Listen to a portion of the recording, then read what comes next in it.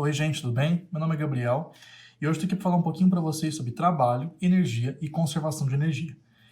Gente, só uns avisos primeiro. Essa matéria aqui, ela é bem parecida com o que a gente vê no ensino médio, tá? Não tem tanta diferença assim. Ao longo dessa aula aqui, que eu vou falar alguns tópicos importantes, vocês vão perceber que tem muita coisa parecida com o ensino médio. É óbvio que o nível do exercício aumenta, né? Tipo, os exercícios são bem parecidos, mas alguns são mais difíceis, outros são mais trabalhosos e por aí vai. E aqui também vai ter algumas partes que vão envolver alguns conceitos de cálculo, como por exemplo, integral, derivada, e também algumas coisas de GA, como por exemplo, produto escalar. Então, quando chegar lá eu vou falar um pouquinho mais sobre isso, mas é só dando esses avisos iniciais, né? Que essa matéria aqui era importante, ela é um pouco difícil em alguns aspectos, mas no geral ela é fácil porque lembra muito o ensino médio. Porém, vamos lá, que tem muita coisa para falar ainda, né? Vamos primeiro falar o que é trabalho. Só duas coisas antes de falar da definição de trabalho por si, é que aqui em física a gente usa a letra W maiúscula para trabalho. Ao invés lá no ensino médio a gente costuma usar aquela letra tau, que é essa grega aqui. Pelo menos eu desenhava dessa forma, né? Aqui em física a gente usa essa letra aqui para torque, lá em física 2. Então não usem essa letra aqui. Na verdade vocês podem usar, né? Mas vocês vão encontrar mais nos livros a letra W maiúscula, tá? Porque é mais usual aqui. Enfim. Então, trabalho, como eu estava dizendo, né, é a transferência de energia por uma força, como eu escrevi aqui, ó. Ou seja, trabalho está totalmente associado com energia. Na verdade, eu até escrevi lá para frente que a unidade de trabalho é joule, o J maiúsculo, né, que a gente usa para energia. Então, trabalho é, de certa forma, uma energia, certo? E se vocês observarem o que eu escrevi aqui, ó, por uma força, isso aqui é muito importante porque você não vai encontrar um exercício falando a seguinte coisa: calcule o trabalho. Isso não existe, porque você sempre tem que perguntar: calcule o trabalho efetuado por uma força ou sofrido por uma força. É sempre associado a uma força. Na fórmula que eu vou apresentar daqui a pouco, nas fórmulas, né, sempre vai ter força. Então, o que faz trabalho aqui vai ser uma força que pode ser feita por uma mola, por uma mão, por qualquer coisa. Mas é associada sempre a uma força, tá? Isso aqui é muito importante. E outra coisa aqui é que trabalho é uma grandeza escalar, não é vetorial. Então, trabalho não é um vetor, não tem direção e sentido. Ele só tem o módulo dele, que é o número, e a unidade dele, no caso, né? Isso aqui também é muito importante porque mais pra frente a gente vai mexer um pouquinho com vetor, e trabalho não tem vetor, lembre-se disso. Mais uma coisa aqui, gente. Os sinais do trabalho, né? Vamos já falar um pouquinho sobre isso aqui, porque isso aqui tem tudo a ver com a definição de trabalho, né? Trabalho pode ser positivo, negativo e zero. Primeira coisa, o zero é quando não há transferência de energia. Então, quando não há essa transferência, o trabalho é simplesmente zero. Não tem muito o que falar sobre isso aqui, né? Agora, vamos pensar assim, ó. Se eu realizar trabalho do corpo A no B, ele vai ser positivo se a energia for transferida do A para o B, certo? Agora, se esse trabalho realizado pelo A no B, se ele for negativo esse trabalho, quer dizer que a energia foi transferida do B para o A. Com alguns exemplos aqui embaixo vai ficar mais claro isso aqui, certo? Mas é sempre isso aqui, ó. Você tem que ver de onde a energia está fluindo, né? Para onde ela está fluindo. Então, por exemplo, aqui, ó. Eu usei esses dois exemplos aqui que a gente usa muito, esse exemplo da mola, do sistema massa-mola, né? Se eu esticar, por exemplo, uma mola, a energia transferida é da pessoa para a mola. Por exemplo, você pega uma mola, vamos supor que tem uma mola aqui que está invisível, né? Se eu pegar ela e distender ela, a energia ela se transfere da mola, da pessoa para a mola. Por isso que eu estou distendendo a mola, certo? Agora, se eu contrair a mola, eu estou fechando ela assim, a energia vai ser transferida da mola para a pessoa, certo? Ela vai estar perdendo esse comprimento dela. A energia vai para a pessoa, certo? Agora, com relação às fórmulas, né? Primeira coisa que vamos pensar quando a força for constante. Então, ao longo do tempo, a força não varia, certo? O trabalho que eu coloquei como W, ele vai ser a componente da força no sentido do deslocamento vezes o deslocamento, certo? Então, por exemplo, assim, ó, pensa que aqui a gente tem um chão, tem um bloquinho aqui, e uma pessoa, por exemplo, vem aqui e empurra esse bloquinho com uma força F aqui, Fão, constante, certo? E esse bloquinho se move de um deslocamento ΔX, certo? O trabalho é simplesmente o produto entre essa força e o deslocamento ΔX. Por que componente da força no sentido do deslocamento? Porque, só um minutinho, vocês vão ver que vão ter alguns exemplos, né, que isso aparecia muito no ensino médio, né, que a força ela não vai estar certinho na direção do deslocamento, ela vai estar inclinada, por exemplo, de algum ângulo, que no caso aqui eu chamei de θ, certo? Então, por exemplo, essa força aqui está inclinada com relação à direção do deslocamento, que ele se move para cá, né, nessa direção horizontal aqui. E a força, o vetor força aqui, F, né, esse vetorzinho aqui, ele faz com a horizontal um ângulo θ, né? Então, quer dizer que a força tem uma componente na horizontal de magnitude F vezes cosseno θ. Por que F vezes cosseno θ? Porque se você pegar o triângulo retângulo aqui, né? A hipotenusa aqui vai ser o AF, e esse ângulo aqui, se você pegar esse cateto adjacente a esse ângulo, você vai descobrir que ele vai ser F cosseno θ. Só você fazer a geometria do triângulo retângulo aqui, você vai descobrir que é isso aqui mesmo. E aí, obviamente, como eu falei ali atrás, que a gente tem que sempre pegar a componente da força no sentido do deslocamento, então aqui a fórmula vai mudar para F cosseno θ. Notem que, tipo assim, essa fórmula aqui, eu até lembro que no ensino médio, essa aqui era a fórmula geral, digamos assim. Porque, por exemplo, se você pegar aquele exemplo anterior, que é esse aqui, ó, que eu faço uma força para cá, né? E o deslocamento é para cá. O exemplo anterior que eu fiz, né? Se você pegar essa fórmula aqui para esse exemplo, você vai notar que o θ aqui é zero, né? Porque o deslocamento é para cá e a força é para cá, então o ângulo aqui é zero. E lembre-se que cosseno de zero, que é zero, não é θ, né? É 1. Então isso aqui simplesmente desapareceria, certo? Então vocês podem usar sempre essa fórmula aqui, porque essa aqui ela trabalha com todos os casos, né? Então dica para exercício, né? Guardem essa fórmula aqui. Trabalho é força vezes o cosseno vezes o deslocamento. O cosseno do quê? Do ângulo entre o deslocamento e a força. Aí você tem que pegar qual a direção do deslocamento, no caso aqui é horizontal, no caso aqui é horizontal, mas poderia, sei lá, ser assim, né, o deslocamento. Aí depende do exercício, né? E também o ângulo entre esse deslocamento e a força, certo? Então é simplesmente isso, né? Lembrando também, eu acho que eu vou falar um pouquinho mais lá para frente isso, né? Mas quando for força perpendicular ao deslocamento, aí o trabalho já é automaticamente zero, tá? Outra dica para exercício. Exercício de força centrípeta. Força centrípeta não causa trabalho, ela não efetua trabalho, não realiza trabalho. Por quê? Porque a força centrípeta, ela tá sempre perpendicular, ó, vamos desenhar rapidinho aqui, ó. Por exemplo, naqueles casos de globo da morte, que eu tô adiantando um pouquinho as coisas que eu vou falar para frente, né? Mas, por exemplo, assim, você tem uma moto aqui, naqueles casos clássicos lá. O deslocamento é tangente à trajetória, certo? Mas a força centrípeta, ela vai estar apontando aqui para cima, né, no caso. Então, o trabalho da força centrípeta aqui, na verdade, a força centrípeta ela não é uma força que existe, né? Ela é uma força resultante, né? No caso aqui seria a normal, né? A normal aqui, ela está perpendicular ao deslocamento. Ou seja, o θ entre o deslocamento e a força, ele é 90 graus. E lembrando que o cosseno de 90 é zero, então o trabalho é zero. Então, vou resumir essa dica. Em exercício que vocês perceberem que existe uma força perpendicular ao deslocamento, o trabalho já é zero. Isso adianta muito em exercício, viu, gente? Isso é muito importante. Bom, continuando. Eu adiantei um pouquinho essa dica aqui, porque essa fórmula aqui, ao meu ver, ela é a mais importante, tá? E isso aqui vocês vão usar muito isso em exercício. Então, guardem essas dicas que eu tô dando também, tá? Bom, continuando. A unidade, já falei que é Joule, né? J maiúsculo, que é a mesma unidade de força.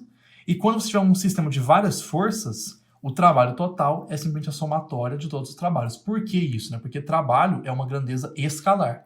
E quando você tiver um sistema em que você possui uma grandeza escalar várias vezes, essa grandeza escalar resultante vai ser a soma de todas elas individuais. Né? É diferente, por exemplo, de quando você tiver uma grandeza vetorial, né? Como, por exemplo, força, qual outro que a gente pode ter? Peso, né? No caso que é uma força.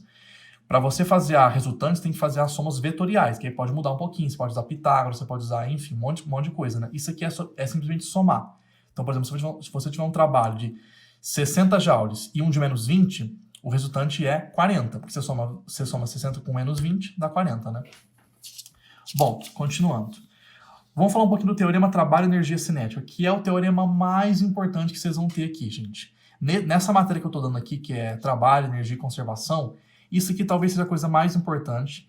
E para as próximas coisas de colisão, de gravitação não, de colisão, isso aqui também é de fundamental importância. Isso aqui é muito importante. Eu até fiz a dedução da fórmula aqui nesse vídeo, porque ele é muito importante mesmo, tá? Isso aqui no ensino médio a gente chama de teorema de energia cinética, o famoso TEC, né? Aqui a gente chama de teorema trabalho e energia cinética. Mas, mesma coisa, né? Bom, antes disso, qual que é a fórmula da energia cinética? A gente fala aqui que a energia cinética é K, tá? A gente usa a letra K aqui. E ela é meio de mv². O m aqui é a massa do corpo e o v é a velocidade. Lembrando que a energia cinética aqui, ela é energia associada a movimento. Então, por exemplo, se você tiver um carro andando numa avenida, por exemplo, ele tem massa, ele tem velocidade, então ele tem energia cinética. É a energia mais básica que aparece nos exercícios, tá? Elas quase sempre aparecem, então, se você vê um exercício que deu velocidade, já desconfia que vai ter energia cinética, tá? Quase sempre é assim. Bom, gente, Vamos lá, então. Para deduzir esse teorema, eu vou deduzir alguns passos de integral aqui. Vamos pegar, por exemplo, um corpo aqui, um bloquinho no chão de massa m, sendo empurrado com uma força F. Essa formulinha aqui, ó, m dv dt é igual a força, vocês já devem ter visto lá nas matérias anteriores, que isso aqui é a segunda lei de Newton, né? Por quê, gente? Caso vocês não se lembrem, a segunda lei de Newton a gente costuma aprender como MA, né? Força igual a MA. Massa, aceleração aqui, né? Só que a aceleração a gente já viu lá atrás que é dv dt, certo? Porque a derivada da velocidade no tempo é a aceleração, certo? Então, por isso que a gente vai usar aqui para a fórmula da força essa fórmula nova com aceleração com base na derivada da velocidade, né? Então, vai ser isso aqui, ó. Força igual a massa vezes dv por dt, certo? Que eu coloquei aqui, ó, no começo. Então, isso aqui vai ser uma segunda lei de Newton mais completa, digamos assim, né? Vocês vão ver isso certinho mais para frente, né? Tipo, que essa aqui é uma segunda lei de Newton mais pura mesmo, né? Então, qual vai ser a dedução do teorema da trabalho-energia cinética aqui? Multiplica por v, velocidade, em cada um dos lados aqui. Então, fica mv dv por dt é igual a vf, certo? Agora, uma nota aqui, gente. Isso aqui é uma notação de derivada. Isso aqui não é uma fração. Vocês vão ver isso aqui em cálculo. Eu expliquei um pouquinho sobre isso lá no meu vídeo de cinemática também, né? Que usa um pouquinho de derivada já. Isso aqui, então, não é uma fração. Mas, aqui em física, a gente tem essa liberdade matemática de tratar isso aqui como se fosse uma fração. Então, a gente passa esse dt para cá multiplicando, certo? Então fica mv dv é igual a v dt f, certo? Só que, novamente, esse produtozinho aqui, ó, v vezes dt, isso aqui é dx. Por quê? Velocidade é igual a derivada da posição no tempo. Então, v é igual a dx por dt. Isso eu falei lá em cinemática, lá atrás, nos vídeos passados, né?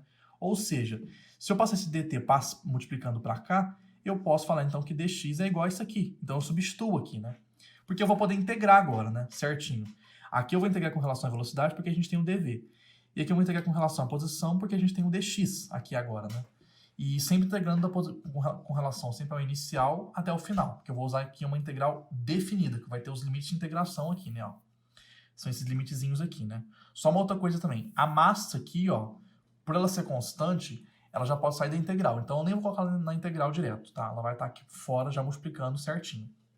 Então vai ser isso aqui, ó, massa vezes integral da velocidade inicial até a velocidade final, v dv, igual a integral da posição inicial até a posição final, f dx, certo? Então, vamos manter essa integral aqui no começo, e vamos resolver essa integral aqui, certo? Essa integral definida, ela vai causar uma subtração, certo?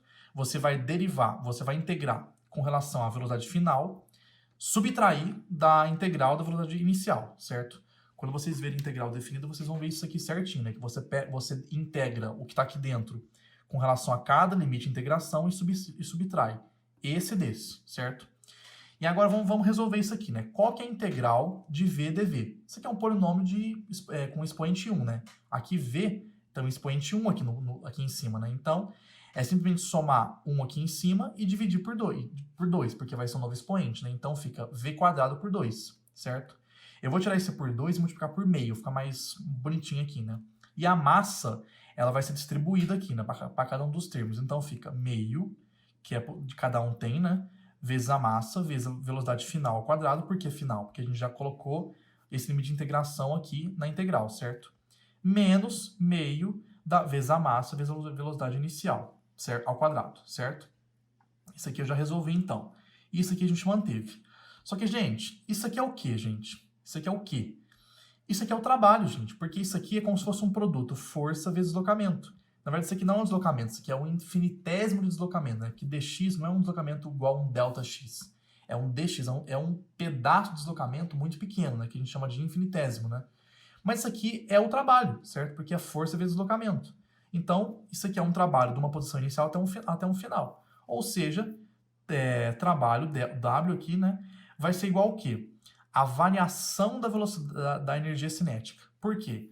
Por isso que eu falei aqui em cima que a energia cinética tem essa fórmula aqui. Se eu pegar a energia cinética no fim, a gente pega a velocidade final. Se eu pegar a energia cinética no início, a gente pega a velocidade inicial. Se eu subtrair as duas, ou seja, é a variação da energia cinética. Ou seja, gente, qual que é o resumo desse teorema aqui? Que em física, se você pegar o trabalho de um sistema, esse trabalho é numericamente igual, ou seja, é igual aqui mesmo, né? Tem a mesma unidade, então esse trabalho é igual à variação da energia cinética. Então, se você pegar um exercício, por exemplo, que tem um carro numa rodovia, e aí você pega um instante lá que ele está, sei lá, com uma velocidade de 50 metros por segundo, vamos supor, e lá no fim ele vai estar com velocidade, sei lá, 100 metros por segundo, vamos supor. Se você subtrair a energia cinética do ponto inicial até o ponto final, do ponto final até o ponto inicial, né, se você subtrair essas duas, isso é igual ao trabalho que o carro fez, certo? Nesse trecho, no caso, assim, né? É isso, gente. O teorema é esse. Se vocês pegarem o Tipler, que é o livro que eu usei para estudar Física 1 e Física 2, ele tem uma dedução bem completinha também, tá? Mas o resumo da ópera aqui é isso, basicamente. É isso aqui. Então, vamos lá. O que eu ia falar agora para vocês? Isso aqui, como eu falei, ó, isso aqui é para uma dimensão, certo? Só que vamos falar um pouquinho como é que a gente vai usar o trabalho quando for 3D, no caso, né? Quando for 3D, a gente vai usar um conceitozinho de GA, que é geometria analítica, né? Que é produto escalar. Se vocês não sabem ainda certinho o que é produto escalar, eu também vou fazer vídeo de GA aqui para a SACEL, né? E vou falar desse tópico produto escalar certinho. Aí vocês podem ir lá ver, se vocês quiserem. Mas vocês também vão ter isso em aula. Acredito eu que vocês vão ver produto escalar em GA antes de ver essa parte de trabalho aqui. Então, vocês já devem estar sabendo certinho o que é, né? Mas vamos lá. Quando for mais dimensões, você vai ter que começar a trabalhar de uma forma mais complexa aqui, né? Então, pega um trecho aqui, qualquer, 3 dimensões, obviamente. Tem um ponto inicial e tem um ponto final. Vai ser um pouquinho mais difícil porque você vai ter que trabalhar aqui com o DL, que vão ser pequenos deslocamentos que, quando somados, formam o caminho, certo? E aqui tem toda uma dedução matemática, física e por aí vai, mas a fórmula aqui vai ser o seguinte: trabalho vai ser igual à integral do produto escalar entre força e o DL aqui, né? Que vai ser esse, vamos falar assim, esse deslocamento como vetor, digamos assim.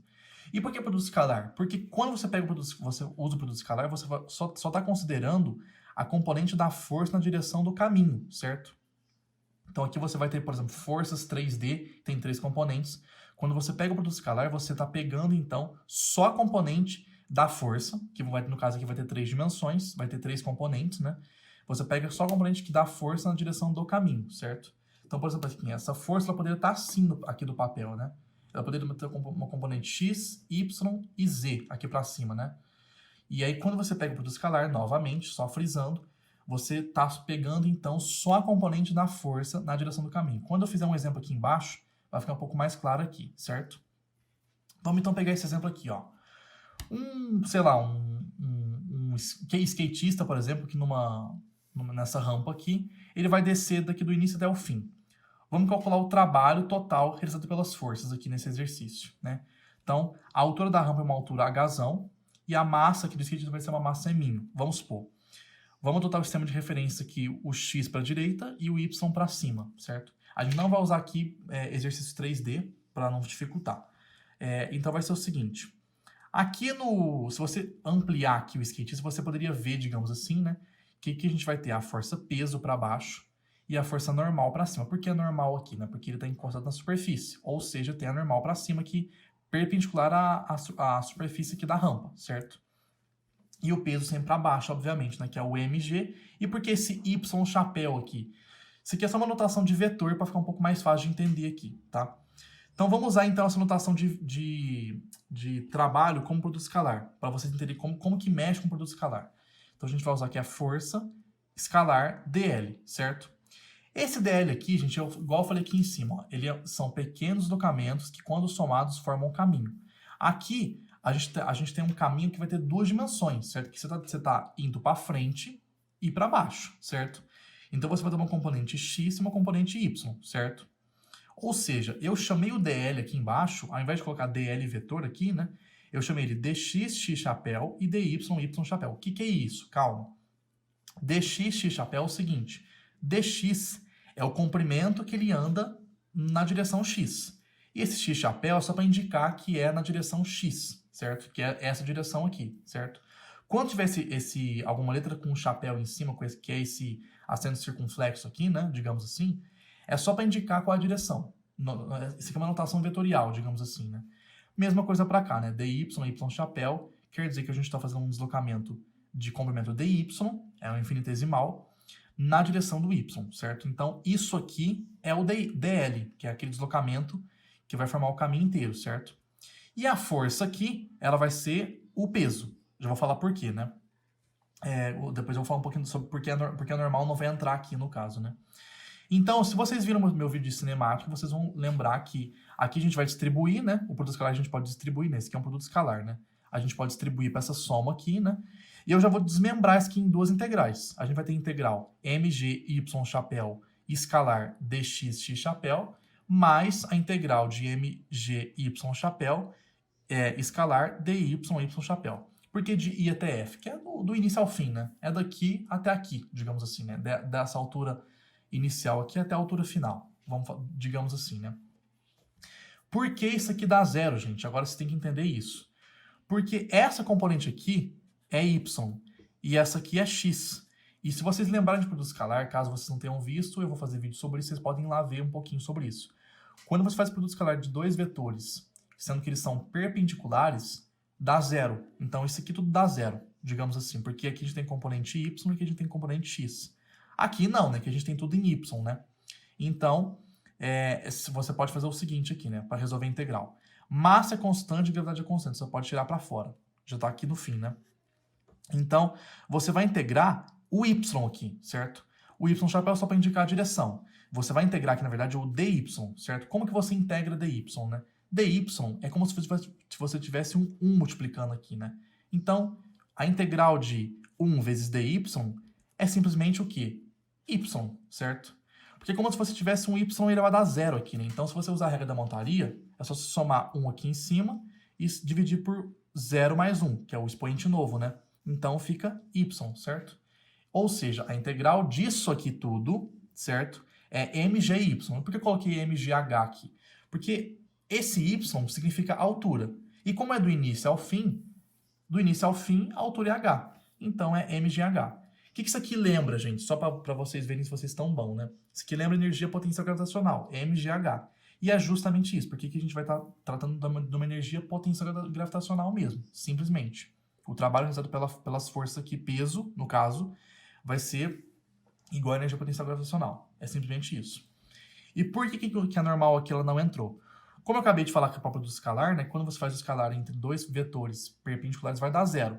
Aqui vai ser a ideia quase igual, né? O trabalho realizado para uma força que está perpendicular ao deslocamento, no caso aqui, o deslocamento está nessa direção aqui, horizontal, e a normal está perpendicular a essa direção, então a normal, o trabalho da normal, ela não vai entrar, já é zero, entendeu? Então quem faz trabalho aqui nesse sistema é só o peso, é só essa força aqui, certo? É basicamente isso, gente. Agora é o seguinte, vamos falar um pouquinho sobre energias, né? Eu já acabei de falar um pouquinho sobre energia potencial gravitacional, então vamos falar um pouquinho o que é cada uma. Eu já falei da cinética um pouquinho lá atrás, né? Falta falar de duas, que é a potencial gravitacional, que a gente vai chamar de Uzão, e a potencial elástica, que a gente pode chamar de UE. Então, a notação aqui não importa, tá, gente? Você pode chamar do que quiser. Eu só estou chamando isso aqui que foram que os professores comumente chamam nas aulas, né? De Uzão e UE e tudo mais, enfim. É basicamente isso. A potencial gravitacional, então, ela vai existir quando houver um campo gravitacional. Quando houver gravidade, digamos assim, né? Então, em exercício em que ele estiver tratando de peso, de um corpo caindo, por exemplo, certamente você vai ter que usar a energia gravitacional. Quando, por exemplo, for um exercício, sei lá, num carro, numa pista, assim, tipo, só nessa direção, aí a energia potencial ela não vai entrar muito aqui, né? Porque você não está tendo essa variação de altura aqui, no caso. A gravidade, ela está atuando? Tá. Mas você não está variando a altura. Então, quando estiver variando a altura de alguma forma, certo? Em que a gravidade esteja atuando, você vai usar essa potencial gravitacional. E ela pode variar a velocidade, né, gente? Obviamente. Que se um corpo está caindo, ele está acelerando pela gravidade. Então a energia vai mudar, obviamente. A potencial elástica, obviamente, como o próprio nome diz, ela vai existir quando houver um componente elástico no exercício. Como, por exemplo, uma corda, uma mola, que é o mais normal de aparecer, né? E se vocês lembrarem lá atrás de dinâmica, né, que a gente tem aquela força elástica Kx, né, a menos Kx aqui no sistema massa-mola, por algumas manipulações matemáticas que você vai chegar nessa fórmula aqui de potencial elástica, que é meio Kx². ela também varia a velocidade. Nesse sisteminha aqui é muito fácil lembrar disso aqui, né, que varia a velocidade, né? Quanto mais você se afasta da posição de equilíbrio, você vai perdendo velocidade, né? Isso aqui eu vou falar um pouquinho depois lá na frente, né? Enfim, essas duas fórmulas aqui, vocês vão usar muito nos exercícios, porque essas duas energias aqui, elas são muito importantes, elas aparecem em muito exercício, muito, porque elas são muito importantes, né? E gravem elas, se elas já lembram do ensino médio, né, obviamente, e é isso, basicamente. Duas observações aqui, que eu coloquei aqui porque eu não achei um espaço bom para colocar. Eu coloquei aqui. Trabalho independe do caminho realizado quando há forças conservativas. E energia mecânica é a soma das energias. Falando sobre essa aqui rapidamente, energia mecânica é só a soma de todas as energias de um sistema. Vamos supor num sistema em que você, sei lá, tá caindo, caindo de um paraquedas, por exemplo. Então você tem energia cinética, porque está variando velocidade, e você tem energia potencial gravitacional, porque você está variando a altura, né? Tem gravidade ali sendo exercida em você. A energia mecânica é simplesmente a soma das energias. Simplesmente. Não importa quais energias tem. A energia mecânica ela vai ser sempre a soma de todas as energias no sistema. Sempre. E dessa observação aqui, que independe do caminho, daqui a pouco eu volto um pouquinho nela para falar, porque eu vou explicar o que é a força conservativa, tá? Daqui a pouco eu lembro um pouquinho sobre isso. Agora, gente, curvas de energia. Isso aqui é um pouquinho confuso, tá? Isso aqui é uma coisa que eu não tinha visto no ensino médio, acho que ninguém viu. Que vai falar um pouquinho sobre essas curvas de energia, para falar um pouquinho de derivada, segunda derivada e por aí vai. Então, atenção nisso aqui, porque isso aqui aparece muito, tá? Muito. Com algumas manipulações matemáticas também, eu não fiz a dedução aqui, porque a dedução é muito grande, vocês podem ver nos livros isso. A gente vai chegar aqui a energia potencial, que eu chamei de U ali em cima, né? E pode ser gravitacional ou pode ser elástica, tanto faz. É energia potencial, genérica aqui. Ela é uma função espacial. O que é uma função espacial? Ela depende do espaço, ou seja, da posição, que a gente usa a letra X. Ou seja, juntando isso aqui, energia depende da posição, certo? U em função de X. Com algumas derivadas aqui, você vai chegar também no quê? Que força é igual a menos a derivada da energia potencial em relação ao espaço, à posição. Isso aqui vai ser muito, gente, mas muito útil para trabalhar nas curvas, em gráficos. Eu já vou dar um exemplo aqui, acho que vai ser agora, no caso. Mas a dedução disso aqui, gente, eu não trouxe para cá porque é muito grande. Então, vocês podem ver nos livros isso aqui facilmente. Ou nas aulas eles também vão dar isso aqui. Porque dedução, gente, é o menos importante aqui, tá? Menos importante. Você tem que entender a ideia da dedução, tá? Da ideia. Depois disso, só se fazer exercício e pronto, tá? Então, vamos ver o que fala aqui sobre isso, né? Vamos pegar o exemplo da energia potencial elástica, né? Ela é uma energia potencial, como o próprio nome diz, que eu falei ali atrás, que é meio Kx quadrado, certo? Ela depende, então, da posição. Por isso que eu coloquei aqui U em função de X. Esse K aqui é a constante da mola, que é constante, né? Como o próprio nome diz. Então, aqui é realmente uma função que depende somente da posição. E vamos trabalhar com o sistema massa-mola, que é aquele lá que a gente desenha sempre assim, né? Que tem a molinha aqui, né? Com um bloquinho aqui, certo? Como é que você desenharia um gráfico dessa função aqui? É uma função do segundo grau, que tem um quadrado aqui, e isso aqui tudo é uma constante. Então é simplesmente uma parábola aqui em vermelho, né? O verso aqui está na origem, tranquilamente, certo? E antes de falar um pouquinho desse ponto de equilíbrio aqui, vamos falar um pouquinho sobre isso aqui, ó. A força que a gente trabalha no sistema massa-mola é a força elástica, que é menos Kx. Vocês já viram isso em dinâmica, né? Obviamente. Mas eu acabei de falar aqui atrás, né? Que força é menos du dx. Então eu coloquei aqui, ó, menos du dx é igual a menos kx. Então vamos trabalhar nesse gráfico aqui, ó. Esse vai ser o gráfico da força aqui, né? E se você pegar essa função aqui, né, a força dependendo da posição menos kx aqui, né, seria esse gráfico em vermelho aqui, né? E aqui, obviamente, força zero. Então o que a gente pode trabalhar aqui? A gente vai ter duas etapas aqui, né? Quando você está indo para a esquerda aqui e para a direita.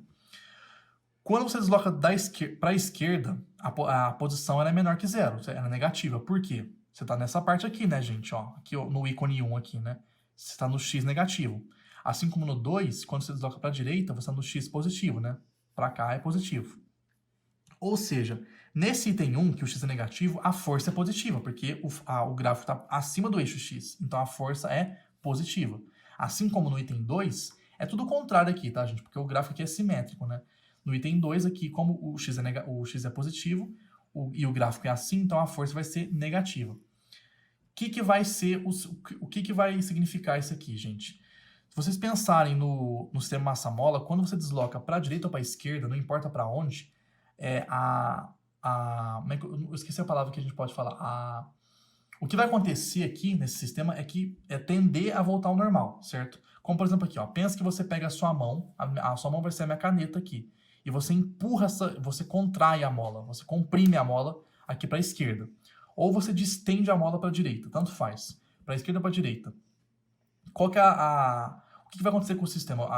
O sistema ele vai tender, né, a palavra é essa, ele vai tender a voltar ao normal. Ou seja, não importa qual seja a possibilidade aqui, o sistema ele vai tentar restaurar a posição de equilíbrio, certo? E isso é muito facilmente visto aqui pelo gráfico da energia potencial elástica que a gente está trabalhando aqui do sistema massa-mola, né? Que é esse gráfico aqui, né?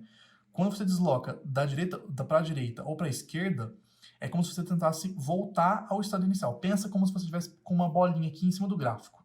Aí você desloca para cá ou para cá. É como se você sempre vai cair de volta aqui pro ponto de equilíbrio, que a força é zero, que é esse ponto aqui, né? Que a força é zero, que é esse mesmo ponto aqui, ó, força zero. Ou seja, gente, nesses gráficos aqui, a ideia é que a força ela é restauradora. Ela tende a voltar para a posição de equilíbrio, certo? E outra coisa aqui também, né, que dá para você ver aqui direto. Pela segunda derivada da energia, certo? Se você pegar aqui esse gráfico da energia pela posição, quando vocês verem isso em cálculo certinho, vocês vão aprender como ver isso mais rapidamente, né? Como a concavidade aqui ela é para cima, né? Ela tá para cima aqui, com o x aqui é positivo, então a força ela vai ser restauradora. Eu fiz um resuminho aqui, ó. Quando você tiver um gráfico que tem pontos de equilíbrio, ou seja, força zero, du dx igual a zero, e você vê que o gráfico ele tem uma concavidade negativa, a força é não restauradora, e positiva ela vai ser restauradora. Quando a força é restauradora, o corpo diverge do ponto de equilíbrio. Quando for restauradora, o ponto retorna ao ponto de equilíbrio. Qual seria um exemplo de força não restauradora? É como se fosse um gráfico assim, ó. Como se fosse mais ou menos assim, ó. Desenho aqui. E esse aqui seria o ponto de equilíbrio, né? Porque a força é zero, a derivada aqui é zero, né? Que está reta horizontal. E se você vai um pouquinho para cá, é como se a bolinha caísse. E ela nunca vai voltar aqui para o ponto de equilíbrio. Ao contrário daqui, que aqui é como se fosse um vale mesmo aqui, né? Se você vai um pouquinho para cima, um pouquinho para baixo, você sempre volta para o ponto de equilíbrio. Então, nesse sistema aqui que tem a concavidade para cima, a força ela é restauradora. Por quê? Ela tende a voltar ao equilíbrio. Isso aqui ajuda muito em exercício, tá, gente? Só quando vocês veem gráficos malucos assim, ó, por exemplo, assim, assim, assim e tudo mais, vocês vão ver que aqui vai ser um ponto de... Aqui a força vai ser restauradora, aqui a força vai ser não restauradora, aqui a força vai ser restauradora e por aí vai, entendeu? Nesses trechos aqui, né, no caso. É basicamente isso, tá, gente? E, por fim, para terminar, conservação. O que a gente vai ter aqui, né? A gente vai ter dois tipos de força, conservativa e dissipativa. Eu falei lá atrás, aquele negócio de caminho, porque isso aqui vai ser importante. Quando você estiver num sistema, num exercício em que o sistema ele tem só forças conservativas, ou seja, forças que conservam energia, o trabalho não depende do caminho. É muito importante isso, tá, gente? Porque, vamos dar exemplo de forças conservativas. Eu vou até colocar aqui que eu esqueci de colocar, ó. Exemplo, peso, normal, tração também, né? Força elástica e por aí vai. Todas essas formas, elas sempre são conservativas, porque elas não variam, não vão variar a energia, certo?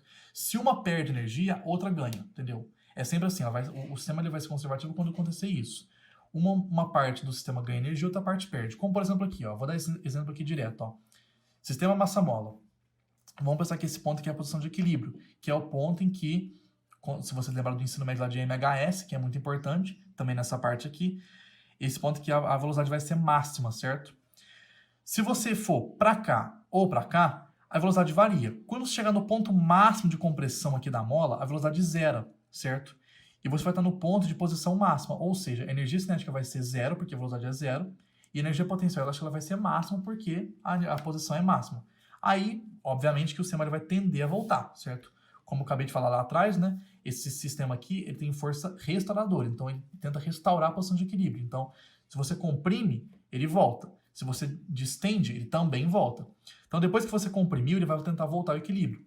E aí, quanto mais ela volta ao equilíbrio, ele ganha velocidade, ou seja, ele ganha energia cinética, e ele perde posição. portanto, ele perde energia potencial elástica, certo? Então, isso são forças conservativas, quando uma ganha, outra perde. Ou seja, uma forma de energia perde e outra forma de energia ganha, certo? É basicamente isso. Eu coloquei aqui, ó. Quanto mais afastada da posição de equilíbrio, ou seja, quanto mais comprimida ou distendida a mola tá, menos velocidade, ou seja, menos energia cinética, e maior a posição, ou seja, maior a energia potencial elástica. Coloquei errado aqui, energia potencial elástica, certo? Isso difere das energias dissipativas, das forças dissipativas, que são forças que não há conservação, que removem energia, como por exemplo atrito, velocidade e por aí vai. Vamos dar exemplo disso também, né? Como por exemplo, gente, pensa naqueles exercícios que você tem um carro numa pista. E a pista ela tá tipo com várias viscosidades, vários, sei lá, atritos, digamos assim. Esse exercício é clássico de ter atrito. Ou seja, a força de atrito ela vai tirar a energia do sistema. Isso é muito óbvio, né, gente? Porque se você não estiver acelerando, tiver uma velocidade muito alta e para de acelerar, numa pista que tem muito atrito, muita rugosidade na pista, essa é a palavra, rugosidade, lembrei. Você vai começar a perder velocidade. Pode demorar um pouco? Pode, mas você vai perder velocidade. Então é basicamente isso. Quando você tem força dissipativa, você vai perder energia. Tem alguns exercícios também que vão aparecer tipo assim, uma bolinha ela é jogada num campo que tem uma viscosidade da forma tal. Aí ele vai dar aquela equaçãozinha lá. Você tem que trabalhar um pouco com integral e por aí vai. Porque eles vão pedir para você definir o gráfico de como que você perde velocidade. Porque em exercícios que você tem forças dissipativas, você perde velocidade, entendeu? É diferente dos clássicos exercícios de conservação de energia em que você não perde energia, entendeu? A energia mecânica, que é a soma das energias totais, ela não varia, entendeu? Isso é muito importante aqui também, ó. Em caso desse exercício aqui, a energia mecânica, ela é constante. Nesse caso aqui não é, certo? Então, gente, é isso. O vídeo fica por aqui. Eu queria passar isso. Eu fiz alguns exercíciozinhos bem simples e, gente, essa matéria aqui, como eu disse lá no começo, ela é bem complexa, mas lembra muito ensino médio, então por isso que pode ficar um pouco fácil. Mas eu recomendo fortemente que vocês peguem um Tipler para ler, ou o Hardy, ou o Moisés, porque eu passei os pontos principais da teoria, tá? Faltou alguns, bem menos importantes, os que eu passei aqui são os mais importantes, mas eu recomendo fortemente que vocês peguem um Tipler e leiam, porque é muito importante. Lá tem muito exercício resolvido que cai em prova. Então é muito bom vocês fazerem eles também, né? Ver a resolução, pelo menos, né? E é isso, gente. O vídeo fica por aqui. Muito obrigado.